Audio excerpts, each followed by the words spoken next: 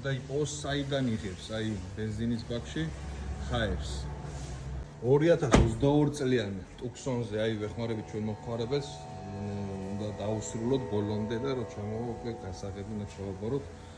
ყველაფერი გაკეთდა სამალიერო სამუშაოები, მაგრამ ანთებს ჩეკს.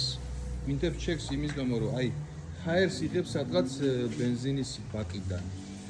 ჩამოვედით ბატონ თემურისთან, აგერ ჩვენ კაიკაცთან ეს ელექტრიკი არის, ძალიან გამოცდილი ბიჭი არის. შეუშვა ყვამლი, ესე ეგრეთ წოდებული, აი ორთქლი შეუშვა.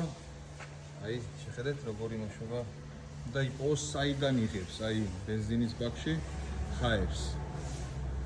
და ეხლა დავადგენთ საიდანაც იღებს, აღმოფხრავს იმ დაზიანებას და ავტომობილი იქნება გამართული. აი თუ გახსოვთ არა, ჩამოვიდა ესეთ დაზიანებით, უკან მცირედ დაზიანება ჰქონდა საბარგულზე და ბამპერზე.